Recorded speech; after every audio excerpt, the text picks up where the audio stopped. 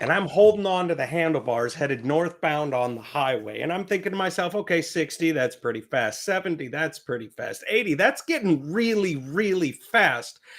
And then it was only when I started poking at about 90 miles an hour, I thought, buddy, this motorcycle is from 1969, and getting it up to this speed isn't that big of a deal. But how the hell are you going to get it back down again?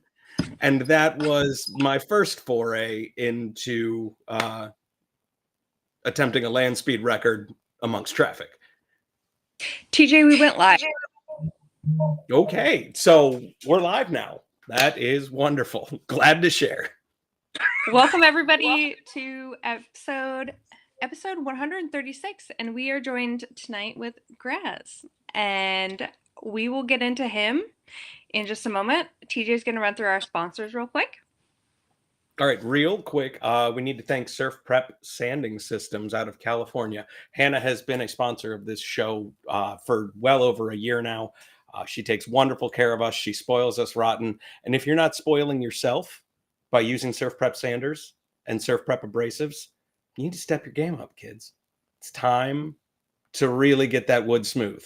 And if you want the smoothest wood or the softest drywall finishes, you should be using Surf Prep Sanders and Abrasives. The other thing that I wanted to comment on is Jesse's got a new sweatshirt this evening. Oh my, that is a mighty fine piece of Sawdust Talk swag. And if you reach out to Layla over at Casey Bombshell Designs, our website is up and running, and all of you cool kids can get yourself some Sawdust Talk swag. She is a wonderful scroll artist and kick-ass for hosting us on her website. The other thing we need to mention this evening is the Makers for St. Jude project that we talk about every evening. Our original fundraising goal for 2024 was $20,000, which is nearly double what we did last year. We blew that goal out of the water by June. And so we focused, we raised our goal to $35,000. And as we approach the end of October, in the final weeks of our fall challenge for the Makers for St. Jude Fall Challenge, we have crushed our second goal for the year of $35,000 raised to fight children's cancer, which is just awesome.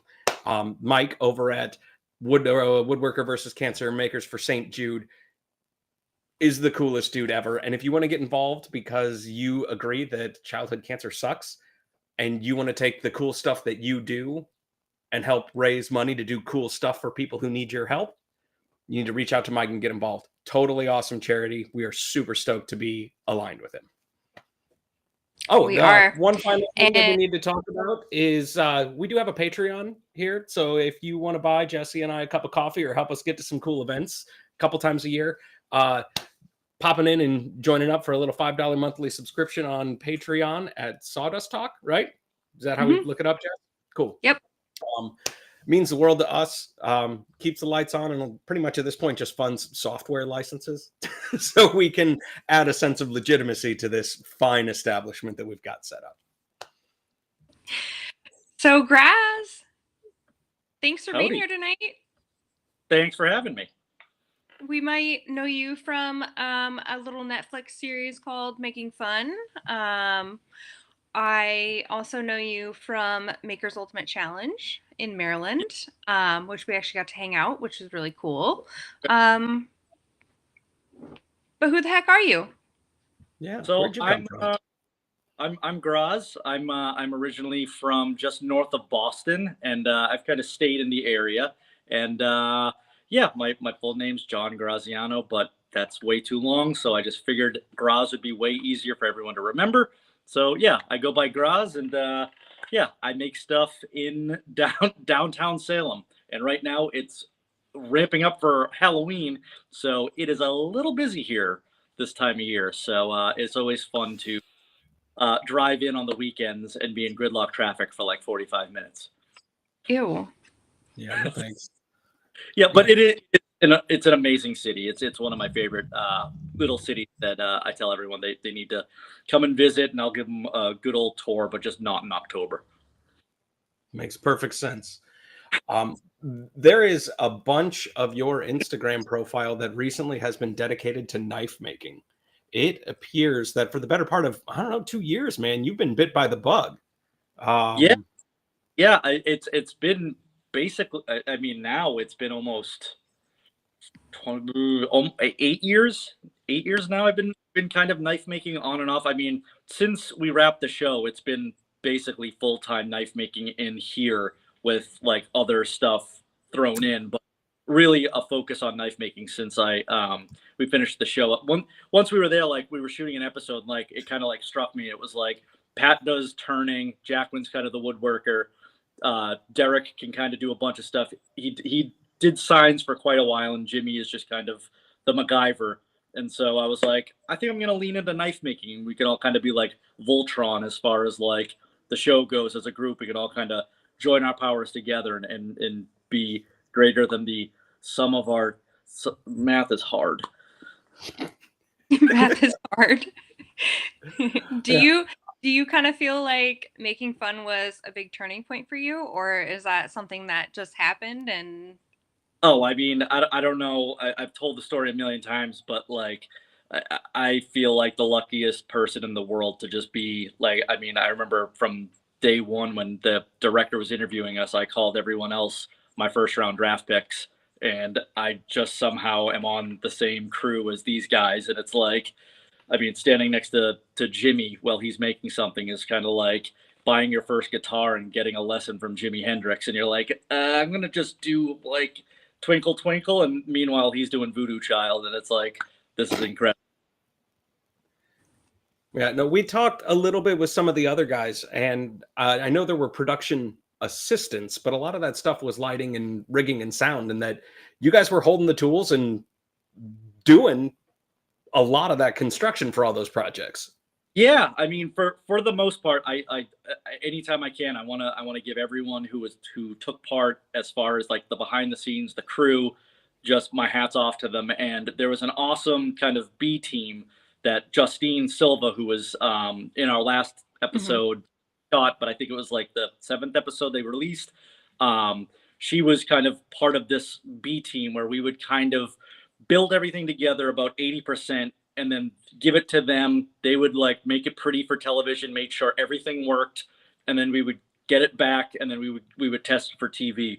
So without them, we really like we couldn't have had so much flow as far as building it, testing it, going to the next project. So like I will thank them until until the day is long, because they put in so many hours of just making sure everything looked great, everything worked, and it was just kind of a flawless transition to the next project from the previous one.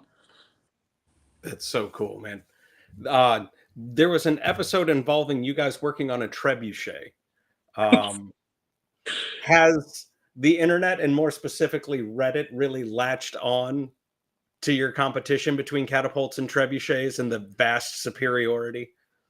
There has been uh, so many like discussions and arguments of which is the superior siege weapon, and I mean, obviously the trebuchet is. I mean, we proved it against. It was two of us versus three of them, and I mean, they couldn't make it 12 feet. So I mean, obviously it's the trebuchet. So I mean, what more proof do you need? Like we I think we ripped a hole in the ozone layer. We threw the thing so far.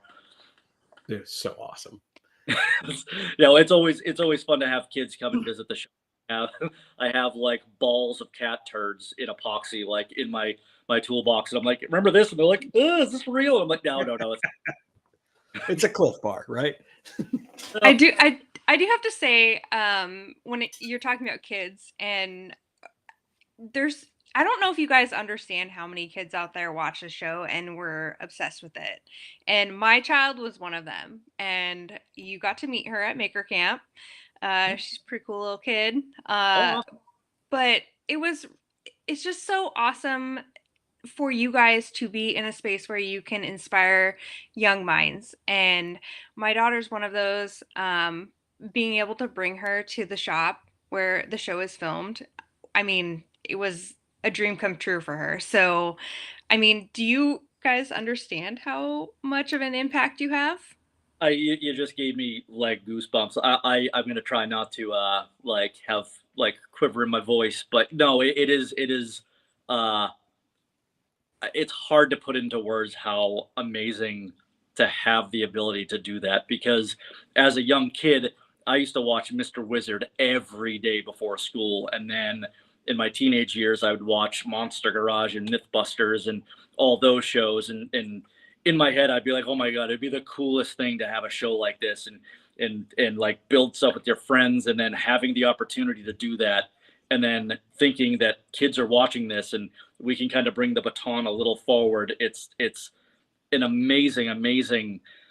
Again, I'm having trouble coming up with the words of like opportunity, and just hearing all the. I mean, seeing kids come in and their eyes kind of pop open when they walk in. I'm like, oh my god, Graz! And then I show them props from the show, and like they can't even fathom that it's like you're the guy on team. What? That's amazing. So I mean, I'm just the luckiest person on the planet to be able to do that, and then look back and be like, wow, there's going to be kids who watch this show who are going to talk about it, and then who knows what they're going to go on. They're going to do something way bigger and better than we did, and it's just going to be like, it's just the coolest thing ever.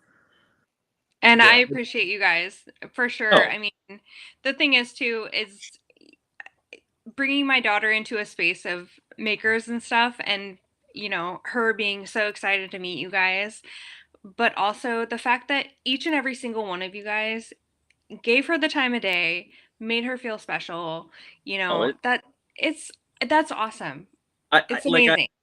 thank you. I really, really appreciate that. Like, and it's one of those things, like, I understand if you have like a million subscribers, it's hard to kind of talk to everyone, but like, if you watch the show, the least I can do is answer any question or comment that you have. If you DM me, like, I'm more than happy to talk about it. Like, it's awesome. And like with social media, you have that ability to just be like, hey, you're cool. And then that person could potentially see it. I remember years ago sitting on Jimmy's porch at like 2 in the morning, and he's just sitting there answering every email. And I'm like, how do you do that?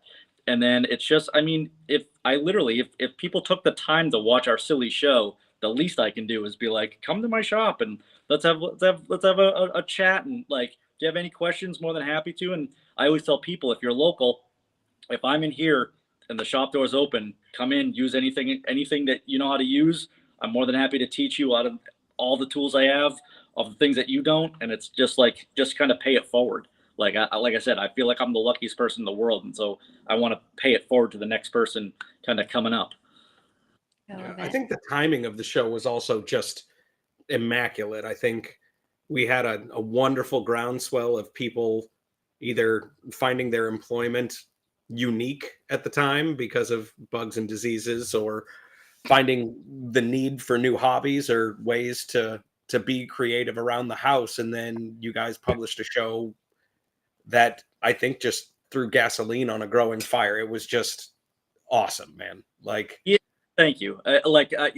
Yeah, it was like, there's pros and cons about, like, we've had internally had conversations about like, was it a great time to release the show? Was it a great time to shoot the show? Because one of the big things that we always were like, well, the kids can't test, like, they want the thing, but the kids can't come in and test it.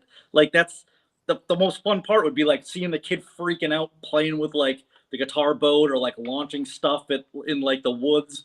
But I mean, we did the best we could for what we were working with, because the world had no idea what was going on. And I mean, it really goes back to the director and everyone that worked on the crew. They all kind of stayed safe. We all kind of lived together in a bubble for 3 months, and luckily no one kind of got sick or whatever, and we could just do the whole thing. But it would have been awesome to have the kids there. Like, that was like the missing key, that we were like, we'd love to have the kids come in and see it and touch it and play with it like themselves, just to kind of get that extra bit of magic. But it is what it is. I mean, they did a fantastic job with the show. For sure. yeah. So I'm going to pivot a little bit and start a discussion about Wu-Tang Clan and pizza cutters, and the fact that you've got posts from 500 some odd weeks ago, according to Instagram, of one of your first forays into Wu-Tang pizza cutters. You fit, I Five think, ago? one of them on what was probably a 7-inch saw blade that you cut out on a bandsaw instead of your fancy plasma. Yeah, that was the joke. That was some weekend. It was like me, Jackman, and a bunch of people at Jimmy's house, and I think I had the idea like a few weeks before, and I was like, well, I want to do like a pizza cutter, and I was trying to think like what would be like the coolest shape for a pizza cutter, and it was like bolt of lightning, and I was like, oh my god, Wu-Tang, yeah. And then I was like, oh, wow, like I cut the logo, and I was like, oh my god, it basically is a pizza cutter. And then I just put the little finger grooves in there, and I was like, oh, this is perfect. And I thought it would be really funny just to go into Jimmy's shop and steal one of his old saw blades. It could have been the one he cut his finger off. I have no idea.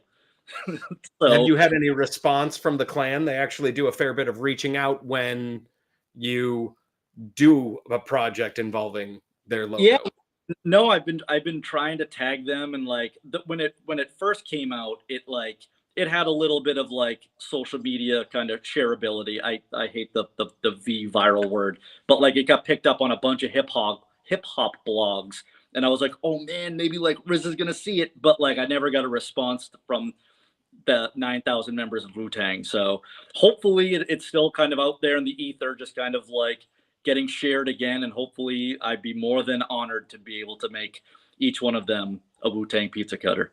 I mean, if it's You God or Ghostface or whatever, man, I mean, you're still cutting pizza with, Exactly. with the Wu-Tang clan. I think the first iteration was a Wu, what did I call it? A Wu-Tang pan cooler. So I had like little feet on it, and I was gonna like just have it like a Wu-Tang pan as a stupid like play on words, but I was like pizza cutter's way cooler, and it's also a beer, so it's a 2-in-1 tool. Yeah, and it's not to be messed with. Obviously, it's been sharpened by you, right? So It is. It is very the first version could cut the hair off my arm, so it definitely gets pretty sharp. okay, And and then I told your a buddy, handle is wood, acrylic, or is it just straight steel with the edge beveled? it's just the handle steel with it just kind of rounded over, so you don't like cut yourself. But I was telling my buddy who was like, he was like, can I get one of those? Like when I offered him, and he's like, I'm honored to cut my pizza with a Wu-Tang. And I go, dude, you got to make a Wu-Tang logo out of the pizza dough, then cut it with the actual pizza cutter. And he was like, oh my god, that's amazing. So hopefully he'll send me pictures of a Wu-Tang pizza with the cutter actually like next to it. God, it's so awesome. Heck yeah.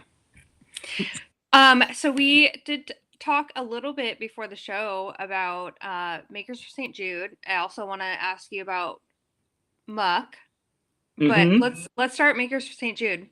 What's All your involvement? So I'm not Makers for St. Jude, but I work for a shoe company in my real job, in my kind of full-time job. I've been a video producer for a long time, over 25 years. And I've worked at this one company with Carolina and like 20 other brands. And one of the brands is Nursemates.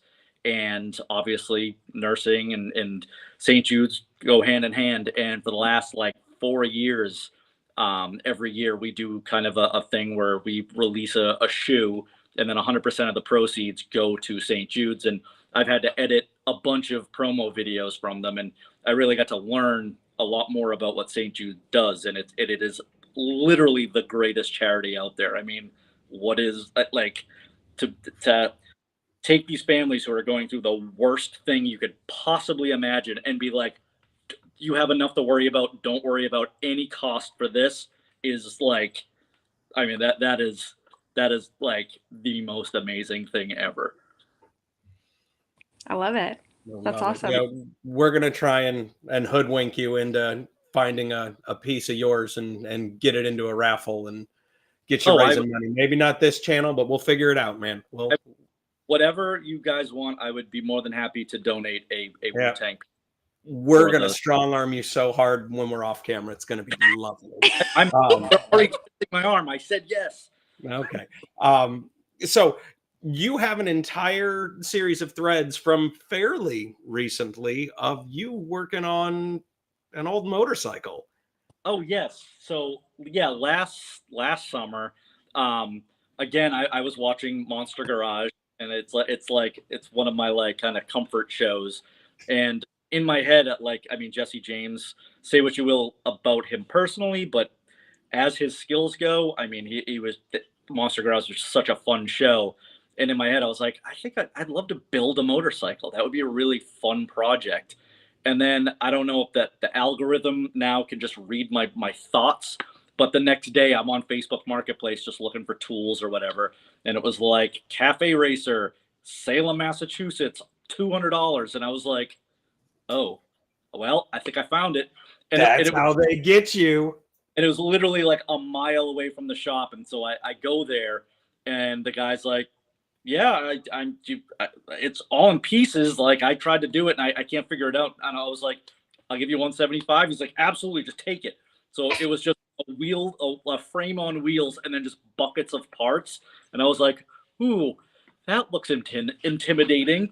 And then he just gave me the manual. He gave me all the wiring schematics. And over last summer, I mean, when I had time, I would just kind of sit here and just kind of figure out all the color coded PDF. I don't know how they did it back in the 70s, because the book is black and white, and it looks like a series of subway maps, and it's like green here, and then there's 9,000 black lines, and then it's like,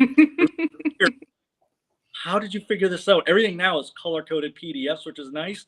But last summer, I ended up getting the thing turned over, and that was like, oh my God, I did it. So it was all wired, and now I've been so busy over the summer that I really haven't had time to sit down and kind of, what I want to do is take everything apart now, paint the frame, put everything, wire everything back up, clear out the gas tank, and then just kind of use it as a little like putt motorcycle around Salem.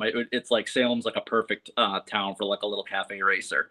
And one of my big kind of goals in life, watching Monster Garage, like I always loved watching like Jesse make like bike motorcycle gas tanks, and that's kind of like the ultimate. I want to try to do a custom gas tank for this little bike, and I got like an English wheel last year, so I'm kind of slowly teaching myself how to shape metal too. So that's always fun. Yeah, once upon a time, Harbor Freight sold an air-powered planishing hammer. Oh, yeah, I have one, and you can build like the big C that you can. Yeah. I have. That's like on the list of things I need to make. Oh, it's so cool. And then Jesse James and an English wheel was poetry to watch on television. And he's just like, he looks like a tattooed hillbilly, right? But like you give him a lead bag, a bodywork hammer, and an English wheel, and the guy just manifested motorcycle tanks. Yeah, no, I mean his skill level is like it's watching like a craftsman at their peak. Just watching their, as Andy Berkey says, just watch Jimmy's hands when he's doing something, and it's like you can just see the years of muscle memory, and it's amazing to watch, and you can learn so much of the little subtleties of like moving the metal this way, and because an English wheel, I don't know if either of you've ever used it. It's when you initially use it, it's very backwards, where you're like, oh, I don't understand how this works. But then you kind of get in the groove, and you're like, oh, all right, I see how this works, and everything starts forming and starts curving, and you're like, oh, this is fun, when you kind of start seeing the soul come into the raw piece of metal that you're working with. Yeah, no, I tried rolling out before I got into motorcycles. I used to do custom Schwinn Stingrays and stuff like that, because the price was affordable, right? Like it's not motorcycle parts, and I was a broke high school and college student, right? So like, but yeah, tried rolling out a couple of fenders that had some dents and dings in them on an English wheel, and awesome. Once upon a time, man. Did you ever see the documentary Joe Kidd on a Stingray? I have at least stumbled through most of it on YouTube, like in bits and pieces. Jesse does the voiceover for the whole thing. That's a great documentary. Yeah. Sorry, Jesse. We got distracted with a motorcycle rabbit hole. No, it's okay. It's okay. Yeah, I mean, I found them because, like, one, you used to be able to buy these motorcycles for beer money, right? Like, you found yours $200 in 2022, 3, right? Yeah, that's beer money. Yeah.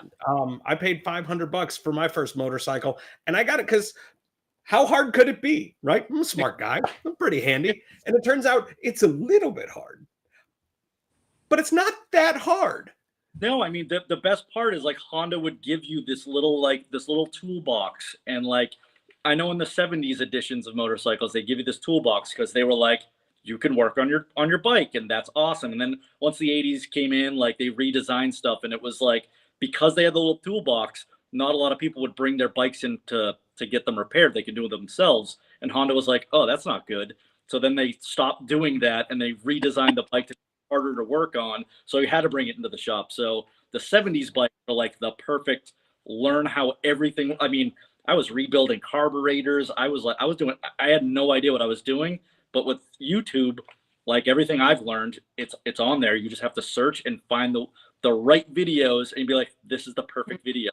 Like I watched this one amazing it was like a guy and gal in Texas, and they had almost an identical bike, and they just rebuilt the entire thing. And I was like, perfect.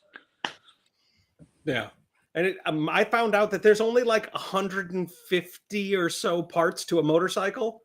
Yeah. Right? Like if you count spokes as one part, that there's only like 150 pieces there. Right? Yeah. And like I got a 5-year-old who can do a 150 piece puzzle. Yeah. It's a beginner's puzzle. So I mean, as long as you just stick with it, because like a buddy of mine had the exact bike, had the same exact thought process, and he was just like, yeah, it's too much for me. And he's like, here, have all my parts. And I have another box. I have a frame. I have an engine. I have all, like, I basically could build 2 bikes now, but I need to focus and just get this one done. Yeah. Do the one. Whole ass the one. Don't half-ass the 2. That's how you end up with 5 motorcycles that none of them run, because you're going to get them. Yeah, and I do have the space here that I could put more motorcycles in here, but I'm just going to get this one done. This one needs to just get done. Do that one. Exactly. And then do another one. You're going to get a 750 for the next one because there's 8 million aftermarket parts for it, and you're going to make it look so cool. Yeah, that's the fun part with like these old bikes. You can really customize them and kind of put your personality into them. So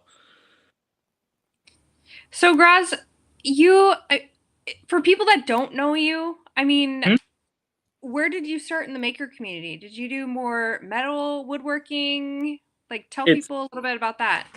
It's crazy. I mean, I've told the story a bunch of times, but it's still like I still can't really fathom how crazy it is. Like back in the day, Jackman lived in the same apartment that I lived in. It was like a 2-family, and like at the exact same time, I was getting into knife making because I was subscribed to Make Magazine. It was the only YouTube channel I was subscribed in, and it was one of those things. I used to like. I'm a pretty cool dude now, but I was a pretty big computer nerd up till about like 8 minutes ago, and like I would do like a lot of Raspberry Pi stuff and like make my own little like like radio stations with it and just see what I could do with it, because I never really had a ton of room when I was a kid to like really build stuff. So computers were my like key to like problem solving of like this. I can do anything with this. I can call people. I can do this. I can do that.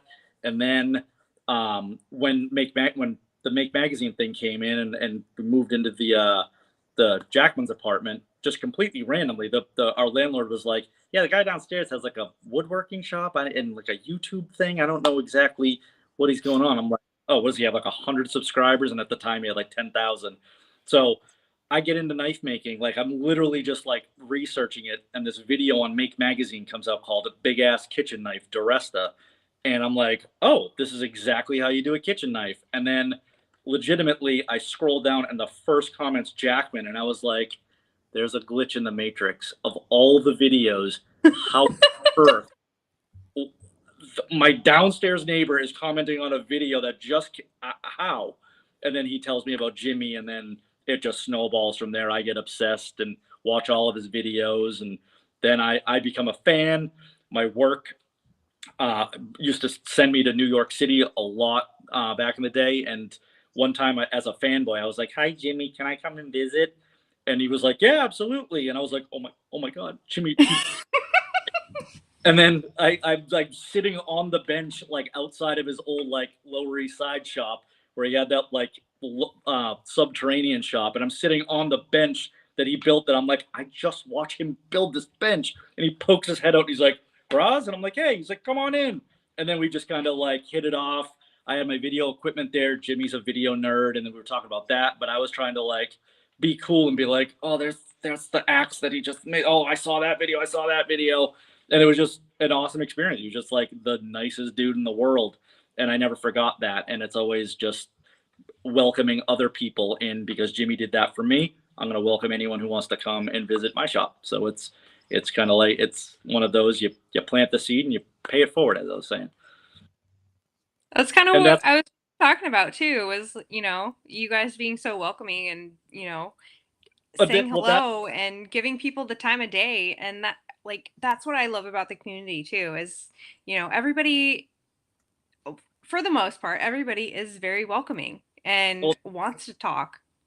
that was the other crazy thing. Like fast forward a year or two, when Jimmy and the rest of the dudes were making it the 100th episode, they were trying to find like a live venue, and the only place that would have them was Converse in Boston. And I was like, oh sweet, this is awesome. I can go like see Jimmy again and see all these makers I talked to on Facebook, and mostly Facebook. From then there was that small maker, the We Like to Make Stuff group, and so I go there, have a blast, and like Jimmy comes up to me and he's like, "Hey, what's up?" I was like, "Oh my god, he remembers me," and he's like, "I just got introduced to this guy Derek," and I'm like, "Oh hey, what's up, man?"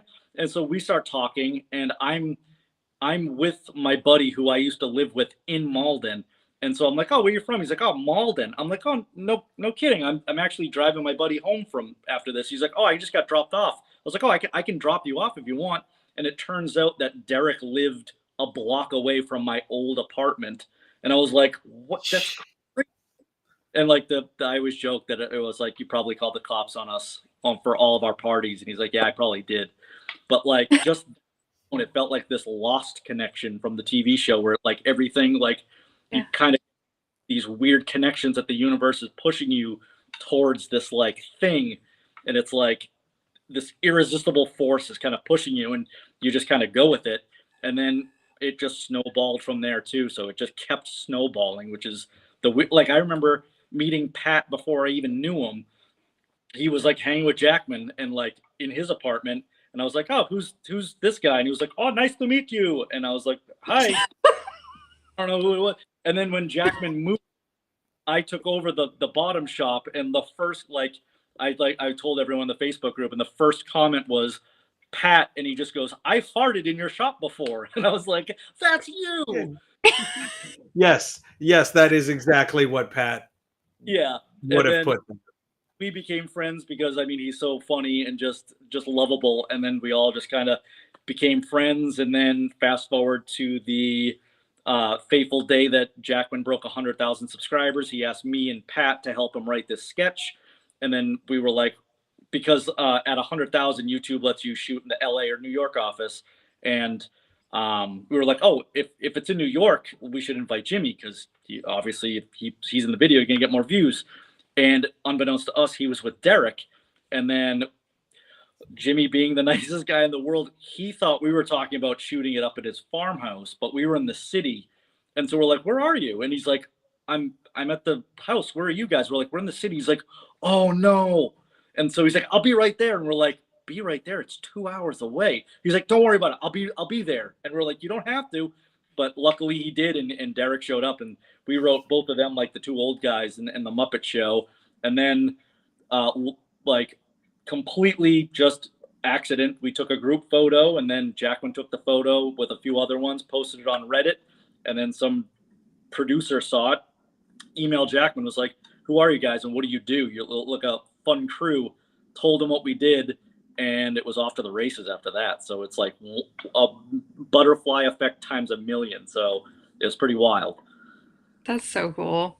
Yeah. I think it's also a wonderful testament to just how supportive the community is, and how easy, if you want to call it networking, you can, but it's practically net playing, honestly, because we're all holding tools and making dope stuff. So like, that's cool.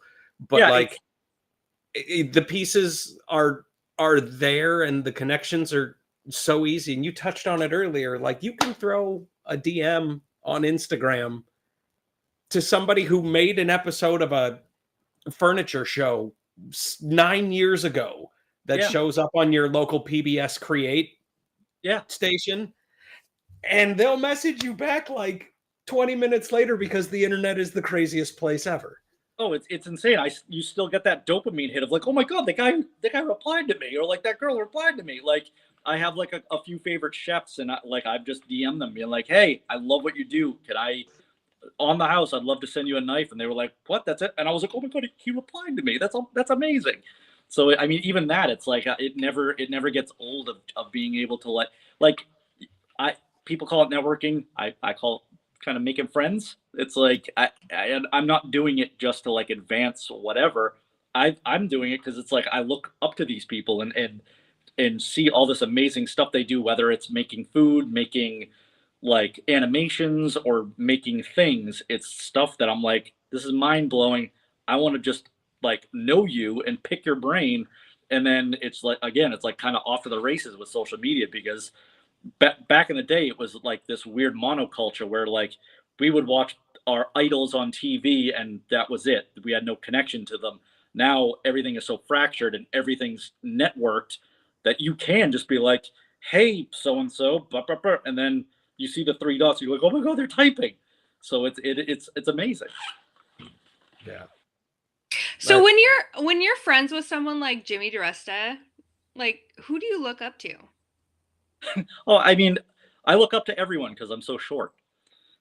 Well, I have met you in person, so yeah, that's true. Yeah, you're like one of the few that we see eye to eye with a lot of things. No, I mean, like all those guys, like it literally, like I still look up. I mean, literally, I look up to Jackman. I mean, Jackman's like this like amazing. Like when I first met when I first met him, I thought he was the same age as me, and I was like, "What are you like, 35, 37?" He's like, "I'm 23," and I was like, "Yeah, what happened?"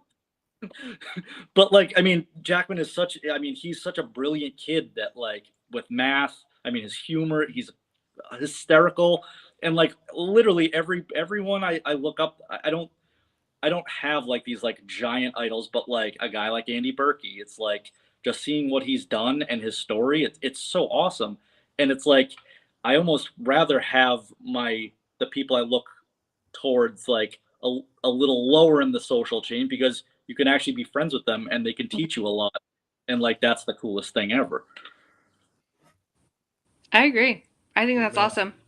That's one of my quests for 2025 is to attend like a real woodworking course with a pro.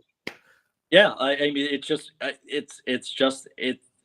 like it's a secret that I want to tell everyone about, is the maker community, because it's like everyone has these awesome skills that they can just bring to a table. And it's like, I don't know if you know Kevin Lazat, but I mean, through Jimmy, I met him, and he lives in New Hampshire. He's an hour away. We're pretty good friends. And like, he's this whiz kid when it comes to machining. And like, he taught Jimmy. I mean, most people in society, like if a 50-year-old is like, sees this 20 something year old kid, and that kid's like, I know how to do this, the 50-year-old is going to be like, no, kid, like I've been around the block, I don't need your advice. Jamie was always an open book, and I mean, he was like that one that I was like, yeah, have that mindset of like, yeah, I don't care how old you are or how many subscribers you have. If you make something awesome, teach me how to do it. Like I'd love to try to start the journey where like I can make something and be like, look, I machined a ring, and like he loves seeing me kind of be like, look, I'm excited, I made something. And it kind of plays on both sides of the coin as far as that goes, because it's like I love doing a knife making class. Like I do a one-on-one knife making class here, and as soon as the person cuts the blank, they're like, you could see them get infected with the bug, and they're like, oh, this is, I made a knife, and I'm like, it's not even a knife yet, like it's gonna get cooler once you put the handle on, to be like, oh, that's even cooler. So it makes me as excited as the person for like seeing like what they made for the first time. That's so awesome. Yes, Yeah, that's I think another thing that the maker community really exceeds at is teach your friends. Get your friends involved. And if they don't want to do it, tell your friends to sit on a stool and hang out while you do it. Yeah, right. And then like, I mean, I have amazing, wonderful friends who are insanely talented. And like one of my buddies is an amazing graphic designer. And recently I was like, maybe I should update or have like an alternative logo. And I was like, can you make me a new logo? And then I'll teach you how to make a knife. And he was like, oh, absolutely. And so he like cranked out this amazing logo that was like perfect. And then to barter, I was like, let's make a knife. And he's like, oh, hell yeah, this is awesome. So it's also, you can barter your skills for like others. It's like a real life video game where it's like, I learned how to I unlocked this skill, and it's like, well, I just literally unlocked a new skill that I can like do something new, and it's like you're just leveling up your skills, and it just feels good. Like it's just, if you have a crappy day, you come here and you make something, and you're like, no one told me what to do, and I just made this from my brain and my heart, and it's right here, and you can touch it and feel it, and like that's magical. Tangible results is what I tell my friends it is. Exactly. I mean, I think that was like another thing I touch upon, because like when I first started doing video production, it was a lot more tangible, as far as you would shoot something on a tape, you put the tape in the machine, and you would edit reel to reel. Like you'd go like in point, out point, and then you'd get the tape back, and that was the thing. And then it became digital, and then it's like I can shoot something on an SD card and then upload it digitally to a hard drive, edit it on my phone, and then upload it to the ether of the internet, and it just, you never touch it, and you never really like get to get your hands dirty with it. And I think there was something missing in my brain that I was like, I need to touch stuff and build stuff. Yeah, no. Every once in a while, I remind my friends that life can get you down, but a tangible victory is easily achieved Oh in a yeah. workshop. Yeah, I mean, even if you make like like even little things, it's like, yeah, again, it's like like his stuff like sticks with me. Even just making a cup of coffee on like a real off day, you're like, hey, I made a cup of coffee, and like this thing didn't exist before I made it, and it's like, take that little W, and then tomorrow might be a bigger W. Absolutely. So the time is now 7 o'clock. Oh, So well, 7 o'clock central here, 8 o'clock yonder. We need to take one more lap through our sponsors, and then we'll get to the final question of the night. Honestly, Graz, we could hang out all yeah, night. this went by Um, fast. yeah. So we'll probably do a victory lap episode with you in the not too distant future. And I'm going to check in on you and your motorcycle and be like, hey, man, We'll do hey, it. man, get that regulator rectifier situation worked out. And you'll be like, no, but it's powder coated. TJ, before we get to final lap, can we have Graz talk about muck for a second? Oh, yes, absolutely. Yeah, no, we've got time. We didn't get to muck. Let's get to muck. How did you get into muck? So, Izzy, who invited you? Say what? I said, who invited you? I just like, I snuck into Derek's trunk, and I was like, where are we going? And he's like, Maryland somewhere. I was like, all right, let's go.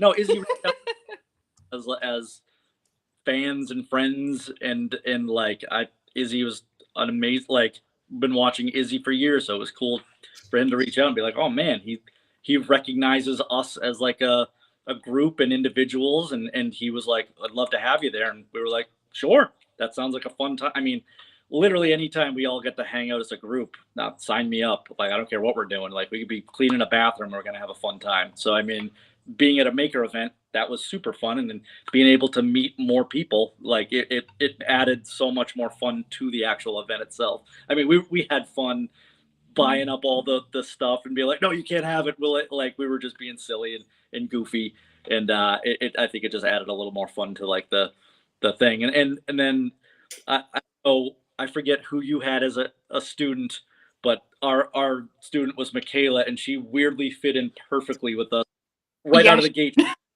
making fun of my height. She was like, how tall are you? And I was like, really? We're doing this right out of the gate? And then she's like, yeah, the teacher told me to watch the show. I haven't watched it. Is it any good? I was like, this girl fits perfectly. And I will quickly touch upon this. Who knows where it's going, but right now we are in the kind of beginning talks of perhaps a TV thing. And she's one I would love to have come on to teach us about, because she's part of a robotics team, and her Ooh. robotic, like, they were all the stuff they did, and it was mind blowing. And it was one of those, like, I would love to have her come in and like teach us and show the old guys how to like do all this STEM stuff and like be this kind of representation for her team. And like, I mean, she was so funny that like I think she'd be great on camera too. Oh, she was hilarious. Oh, She was so hysterical. funny. Yeah, just she'll still bust my chops on Instagram, and I'm like, Oh my gosh. yeah, I love that you've kind of like taken on this like teacher role. Maybe it wasn't, meant you didn't mean to do it, but you did. I And the things you're involved in and the show and everything it's really a teaching standpoint, and you have young kids that are looking up to you and being like, "Hey, this is cool stuff. I want to do this." yeah, So, I mean, it's an honor. It really is. Like, that's the only word. It's like I'm so honored to have this ability or opportunity to be able to do that. And like, a little fun fact: back in like 2004, I actually worked at a middle school for a couple of years as the computer guy, and all these. I affectionately named this crew the Nerd Herd, and they would just like eat lunch with me every day. We would take apart computers. I would show them how to like do like wacky things with, like, I mod their Xboxes and stuff, and like I'm still in contact with them. Like, I just went to one of their weddings recently. They're like 34 now, which is just mind blowing, but we're all still friends, which is pretty awesome. you're not that old. Yeah, guess how old I am. I'm not going to play that game. I'm 44. 44. Yeah, look at all these grades. Both of them. There's just a couple in there. Yeah, up here, that's why I have long hair. It's all. Oh, there was so much hair at Muck. My goodness. That was, I feared for the plumbing in everyone's room of just all this like Bigfoot hair just like assembling in like a knot in the septic system. Oh my gosh. Okay, well, thanks for talking about that. I appreciate that. Yeah, no, Muck was amazing. I really, really hope that continues and we get to do it again Yeah, next year. I think Oh, Izzy's message for that is just he's got his head and his heart in the right place, and he's using his influence for the most righteous of good. So I hope it really continues. if there's opportunity, I'll be there the day one. I'll be the first one to sign up. That was so much fun, and like it was just such a fun weekend of just making stuff and just joking around. And it was just, yeah, I wish there were more weekends like that. Heck yeah. Okay, so we ready to talk about surf prep one more time? Yes, sir. Okay, so surf prep out of California, American made, awesome sanders. And you might think to yourself, how awesome can a sander really be? Well, let me tell you, friendo, you get your hands on some of this gear, you'll feel the difference instantly. And when you turn it on, it sings you a little song, which is absolutely adorable. You can save 10% at Surf Prep's website with code Sawdust Talk. Isn't that right, Jesse? Yes, sir. Yeah, Makers for St. Jude Fall Challenge has 2 weeks left. If you're going to donate something, get it posted, get some posts up, raise some money, and let's blow this goal even further out of the water, because you do cool stuff and you can do cool stuff for other people with the cool stuff you do. So let's stay motivated and let's get on that and blow this year just completely out of the water. And then, just one final little mention of our Patreon and our swag over at KC Bombshell Design. Look at that sweatshirt. Mighty nice sweatshirt.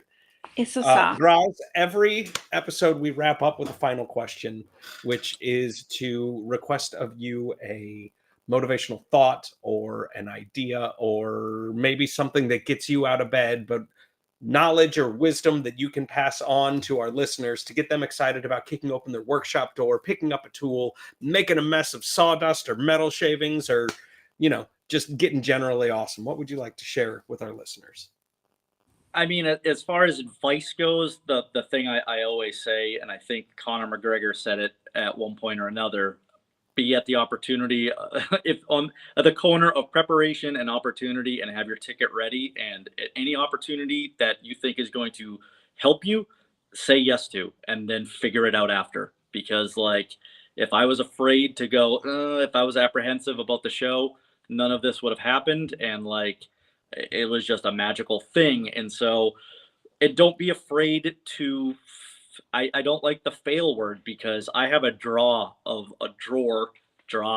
Sorry, my Boston accent just came out. I have a drawer of a bunch of failures, knife blanks, but I say that's my draw of learning, because every one you can see a little improvement. And don't be afraid to not get it right the first 10 times, because once you do, the next one will get better, and the next one will get better. And at one point you'll have this breakthrough, and you'll be like, oh, this is how to do it. This is, my brain just clicked. Like I say, it's, I mean, watch as many YouTube channels as possible, and it's like learning a new language, because it's like you'll be studying Spanish and you'll be trying to say it and trying to figure it out, and then all of a sudden you'll hear two people be talking, and they're talking Spanish, and your brain recognizes it, and you don't even understand it. You're like, wait, I know what they're saying, but that's your brain unlocking its next skill. And it's the same thing in the shop. It's like, just keep at it and keep at it, and you'll start indexing all these little tips and tricks, and then that will add up to a new skill that you'll unlock and be like, wow, this is so much better than the first time I did it. That's love awesome.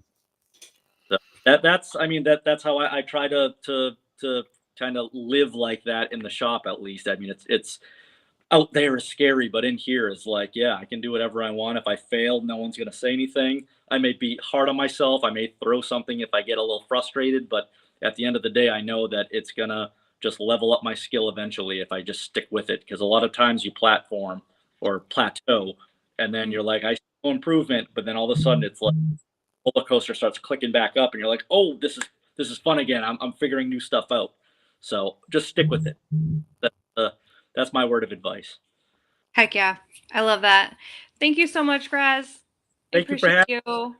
We Yeah, appreciate stick you. around for just a second after we end the feed, please and thank you. And boys and girls, we will see you next week. We have no control over time or channel anymore, because time and space have become completely irrelevant because of the internet. So we will see you soon. Soon.